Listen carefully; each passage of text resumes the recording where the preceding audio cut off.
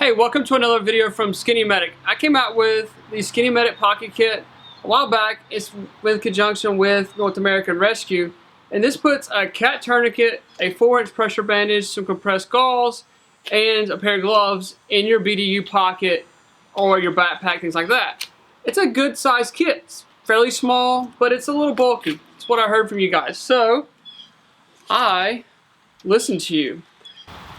So I think this kit's a little bit smaller. Now this one is the most bulky out of the three that I've come up with because this one has the compressed gauze in it. So the gauze is a little bit thicker than like the combat gauze packaging. So this is a little bit thicker. Alright, so we'll take a quick overview of the entire package put together, then we'll kind of break things down individually. So this is all the options that I have put together for the EDC Trauma Kit. So we start out, the base of the platform is a SWAT-T tourniquet. You can either get it in black or orange.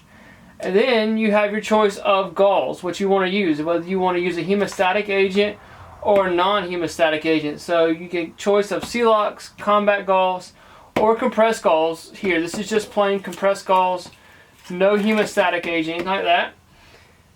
And then we get a 4-inch flat ETD emergency trauma dressing. So this is going to be like your Israeli bandage, kind of similar to that, but this is flat. So how the Israeli bandage is wrapped up into a roll, this one's wrapped a little bit differently. It's flat. You can use this, of course, as a pressure bandage. You can also use the SWAT-T as a pressure bandage. You can use it as a tourniquet or as a pressure bandage. So I did go ahead and put petroleum gauze in the package.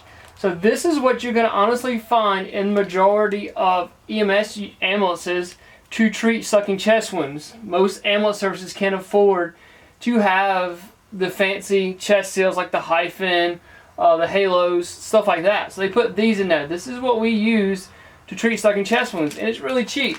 So I put that in there. That way, if you do have someone who's got penetrating trauma, you can treat it. So you can control major hemorrhaging, and you can treat injury to the torso, because we don't wound pack the torso, so we just seal it up.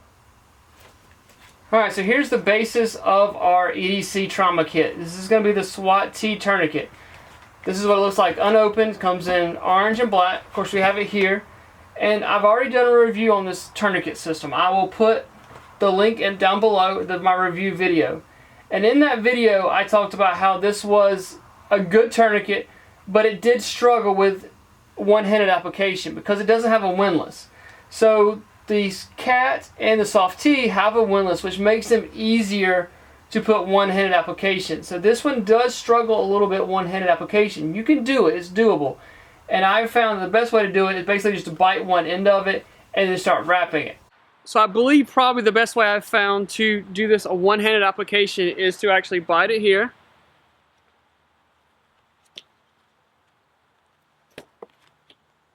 And then start wrapping. That holds that tail on, and as you pull around, you pull and tuck, and ow, that's getting tight.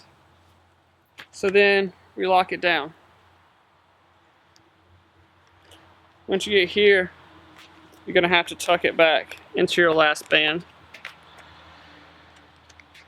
But you can see, I didn't wrap that very tight, and look how those veins are pumping. So, actually, I don't feel a pulse. Yeah, I don't really feel a pulse. You can see capillary refill's really delayed. So how about that? So one-handed application. Ooh, that feels better. So you can use the SOFT-T as a tourniquet or pressure bandage. It works both. So it just depends on how tight you pull it. If you pull it super tight, of course it's going to cut off the pulse past the tourniquet, and that creates a tourniquet.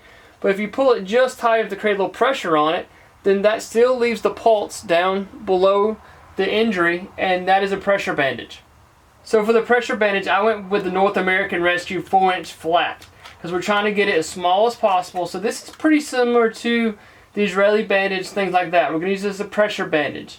So, but where the other bandages are round and make a circle, this is going to be more flat. So It's going to be a little bit smaller, going to lay a little bit better in the pocket for us. So I'll go and open this one up and show you guys. I have not done a complete review on this, but I will do one, I promise. So this looks very similar to the Israeli bandage. There's where you put your wound at. Of course, you can see wound on the other side, makes it simple. And then we wrap it up. Now this one does not have the pressure band, the little plastic piece right here where you run it through and go back on the back side. So this one you just keep wrapping. So some people may be used to that, and a lot of times, honestly, I found that a lot of people, when they get under stress, they forget to run it through there anyway. So it's not a huge deal. The other thing I like about this version is you can see that it doesn't unroll. You've got little tabs here that hold it. So it makes it easier when you're pulling that pressure wrapping around. So you can pull it here, and then it unrolls a little bit more and then catches again. So I like that. That way it doesn't unroll on you all the way, and now you're trying to roll it back up. Once you get done, has the Velcro here to hook to the other side, and then has the plastic clip that you're familiar with. So we can use it as a pressure bandage. It's good for the joints when you're trying to wound pack, put pressure on those. Like I said, I'll do a more complete review on this coming up. Alright, so now we're going to talk about the different types of gauze we're going to put in this kit. So we'll start with the Celox. Both of these, Celox and the combat gauze, are hemostatic agents. So it means it's going to help with the clotting process. Now, of course, Celox says their product's better. Okay, take it for what it's worth. It says that people are on blood thinners, that Celox works better than combat gauze. So if someone's on blood thinners, this is actually a better product, they say. I really haven't seen a huge difference, but hey, just letting you know. So we have here, I do know that both of these have to, all these have to come back out. Once you get the bleeding controlled, they got to come back out, or you start building infection, things like that. This one here, the Celox, will break down to a simple sugar the parts that are left in. So that's an advantage there. And the combat gauze, of course, has to come back out.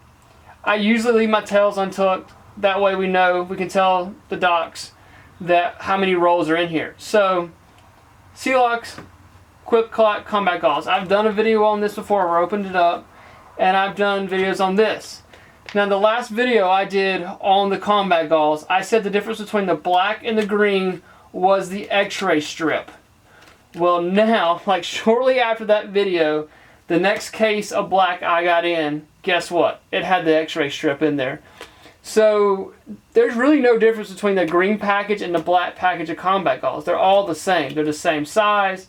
They both have the x-ray strip running through them, so no difference. So if you see the green or the black, flip it on its back side, and you can see right through here. I'm going to get it on the camera. Hopefully I can get it to zoom in. You can see it maybe. See that blue line running right through there? That is the x-ray strip running right through there. So you can see that this is x-rayable. And now, of course, we know that people are on a budget. Obviously, everybody's on a budget, it seems like. So I wanted to do the compressed gauze. Now this is just simple compressed gauze here.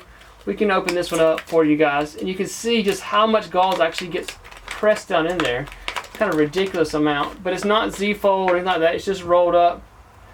So we can start unrolling this. And this is a sterile cheesecloth, basically. Keep rolling, rolling, rolling.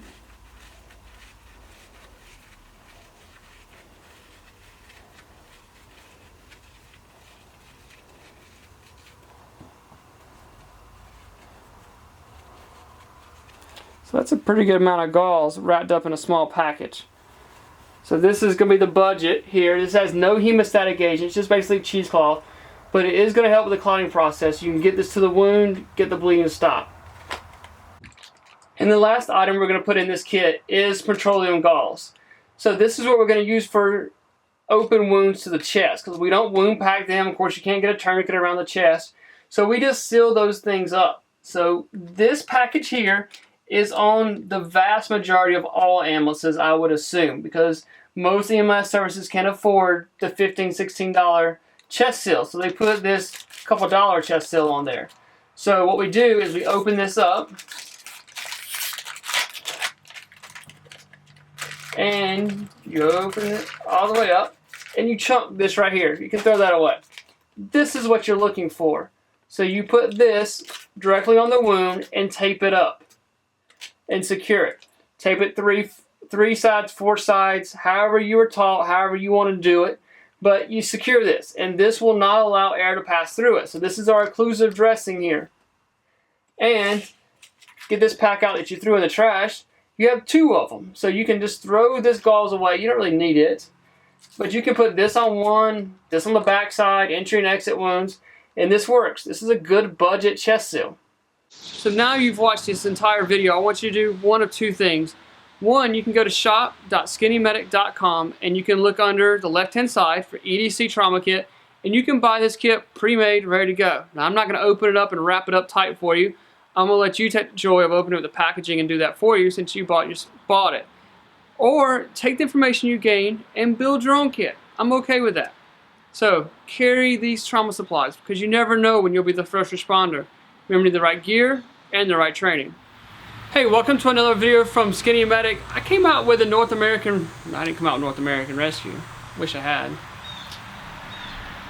This is my new trauma kit. This is the EDC Trauma Kit. Come up with a new name. Trying to make you guys happy. That treat, chucking cess to treat. Build your own kit. I'm okay with that. Use the information in this video to build your own kit. So, hope this video helps. You never know when you'll be this I can't talk. All that and gotta redo it.